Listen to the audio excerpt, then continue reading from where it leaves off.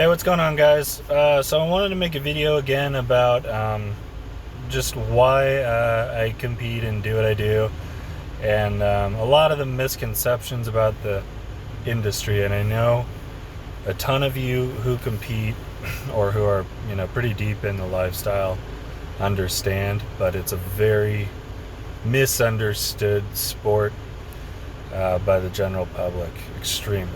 I don't know if there's a more misunderstood sport.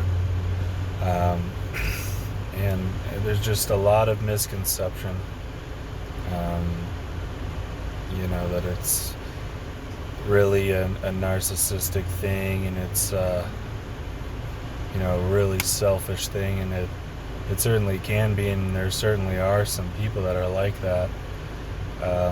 But a lot of us just have our own motivations and just want to win and just want to push ourselves. And I know, through everyone I've met in competition, almost everyone, it's not like they're not confident. It's not like when it's time to get on stage, they don't think that they're the shit and they want to win. And you have to have that attitude and project that confidence if you want to. But they are not just walking around thinking that, and they're certainly not putting that in anyone's face.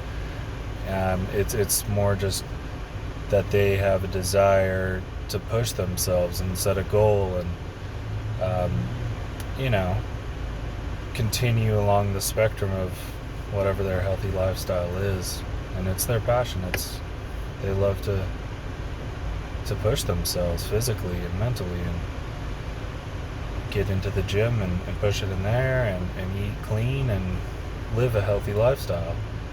And it's positive stuff, and everybody is aware of haters and everything, but it's really a sport where you're going to get a lot of that, because most of these people are pretty confident, as they should be, but they look and feel great, and everybody's jealous of that. Who wouldn't want to look and feel better and be healthier? It's like turning down more money. Well, you're not going to do it. Everybody wants that. It's a universal desire. So it's easy to just place negativity on people that have something that you want, even if it's subconscious.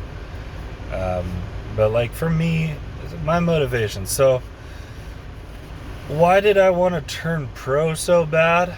Is there a financial gain to it? No, not really, not directly. For me, honestly, it was kind of just about my kids, as well as proving something to myself. But it's something that once I've achieved, and I was talking to my good friend Amon about this the other day, and he was saying, well, that's just awesome, because it's something that nobody can ever take away from you. You are a pro athlete. No matter what you do in the future, you'll have achieved that, and that's what you are. And I just thought, that's a cool thing to be able to tell your kids, that you really reached a pinnacle in your desire and your passion, and you kind of walk the walk and just garner a little bit more respect when you're telling them to push themselves and to go after what they want, and that you've got to work hard, and you're a better example because you have done it. And so, with them, it's like I always wanted to just be able to keep up with them and be active with them, until they're adults. I don't want to gas out playing one-on-one basketball with Hunter or Glenn and running around, and we do a lot of things. I do a lot of outdoor stuff. We camp, mountain bike, go out on the boat, hike, whatever. And any sport that he's involved in and Gwen's involved in, I'm going to get involved in it too, because it's something they love and it's fun. And my dad did that, and my dad was a pro marathon runner. He was on the Nike team and the U.S. team, and he went to the Olympic trials twice, and he set Masters American records. And I know distance running is a sport that takes a lot of time, a lot more time than bodybuilding does. I'm gone for an hour in the day, whereas when you're a runner, distance runner, you just have to put in the miles, and it's hours a day. Um, but I think there might be some guilt that he feels about that, and I just, you really shouldn't. I always thought it was awesome, and as I grew older and really started to appreciate just the accomplishment and the tenacity and the mental will and the physical will to do that, it gave everything he told me more weight. And I see articles about him now. He's just like a historic legend in certain given races, and it's just like, well, to me, that's badass. That's awesome. I don't have any resentment. I don't think you didn't spend enough time with me. He was there for me a lot. The great father, and I think that's just an excuse that people make, or whatever, because you can certainly have time to be with your kids. I spend a ton of time with my kids, but there's many motivations. One is that I just like it. I've always just liked to go and lift weights.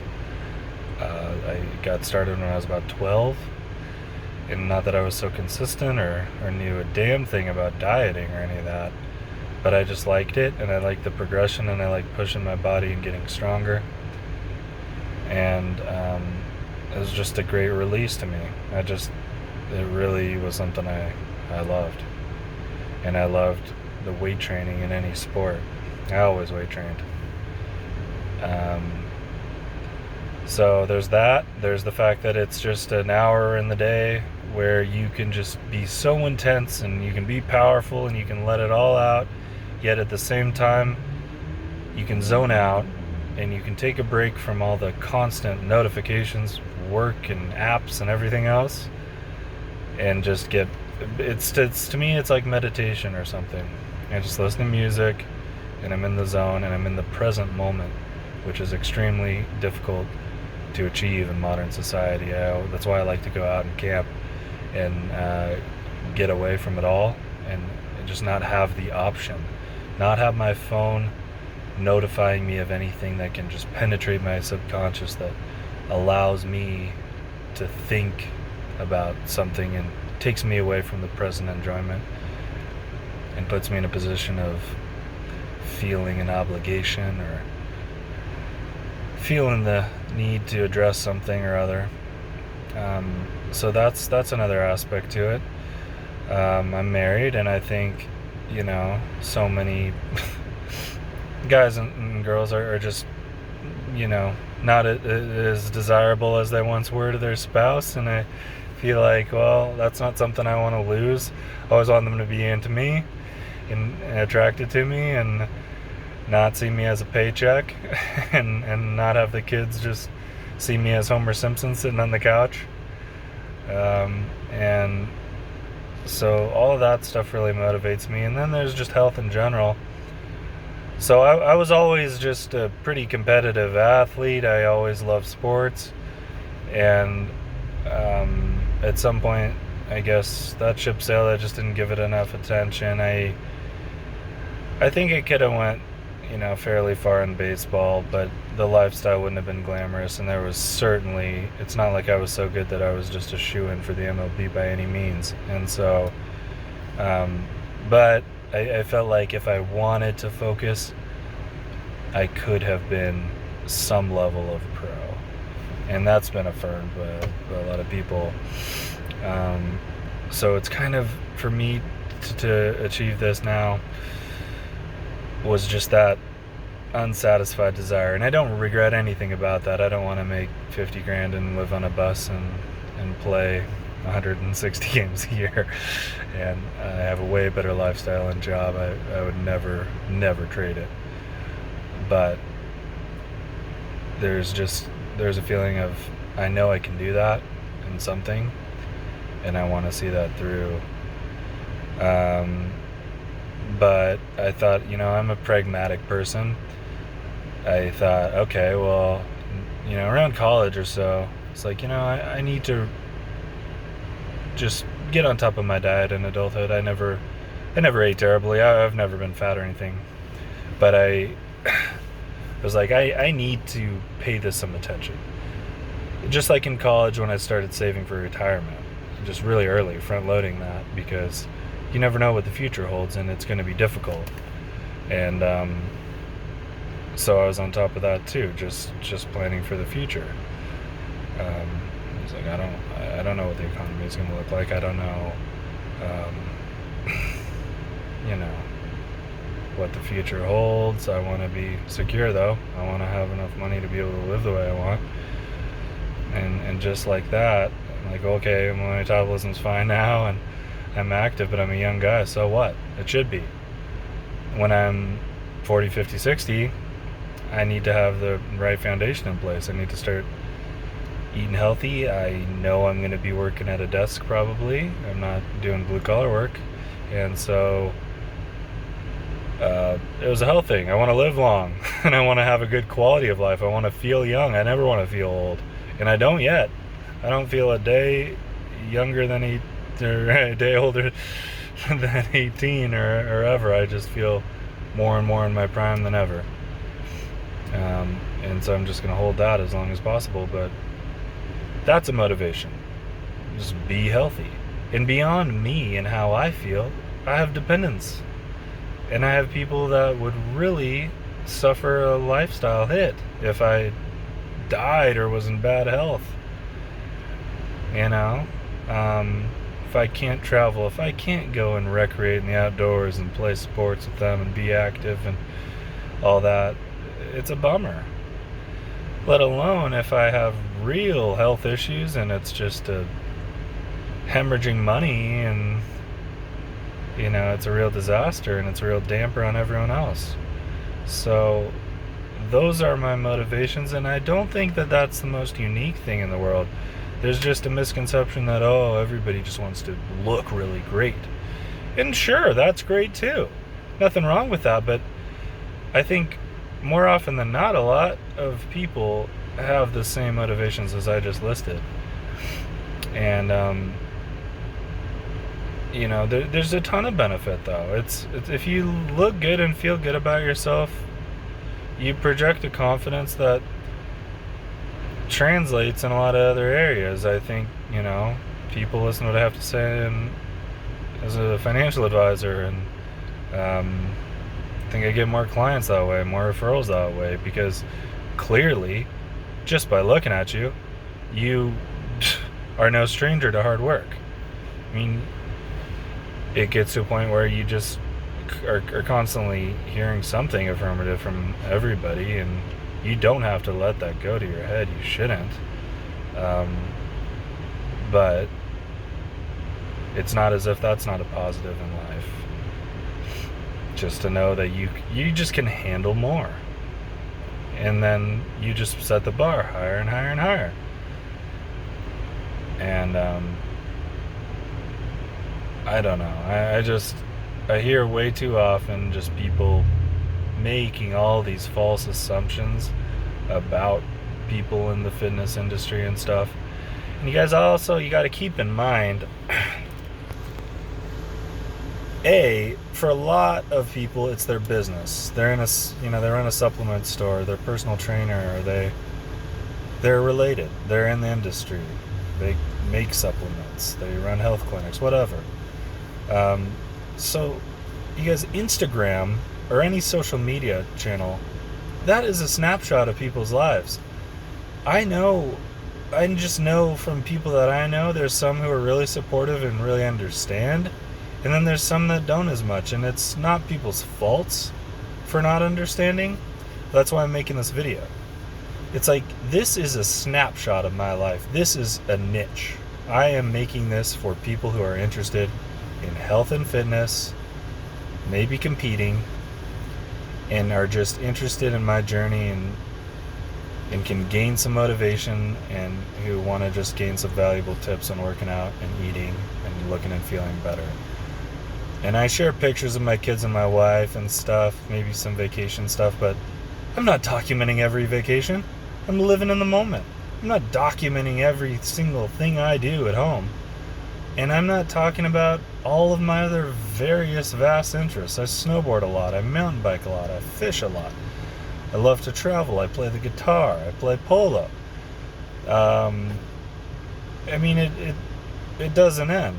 Like, this is one of my hobbies. It's my favorite hobby, probably, but I'm doing a lot of other things. I read every day. I'm really passionate about my job as a financial advisor. I do a ton of research. I love business. And I don't show everybody all of that, and I'm not going to, because that's my private life. My point is that a lot of these people are more diverse than you think. You think they just have a single track mind and they're only about one thing, their appearance, and that's just not true. It's just really not true. Things like Instagram, it's a tool. You're trying to monetize it. You have an agenda. I mean, you're not being fake, but you're showing, you're marketing to a niche. It's even true in my business practice. I have my focus. I focus on business owners and retirees primarily, and I can do a lot of different stuff, and do, but it's not necessarily my specialty. It's just a fringe benefit of me knowing something about this or that, but that is not the emphasis of my practice. And likewise, I'm focused on fitness with this. So anyway, kind of digressing here, but I want to just clear that up, because I know a lot of people kind of suffer from a lot of the misunderstanding, and the fact that they are promoting themselves as a brand, and that they have an agenda with their brand sponsors or whoever's paying them, their organizations, and you've got to take that into consideration. You have to be able to see that. You can't be naive to that. That's the world. That's how the world works. And again, it doesn't mean that somebody's being ingenuine. I think you can tell if someone's being real or not. I think you can just get a good idea of whether or not, at least I can, is this person phony, or does this person mean what they say, and are they somebody I can trust, and they live it, and the advice they give is their best advice. So I hope you feel that way about me. I promise that's the truth. I don't make any money, not that I wouldn't try to,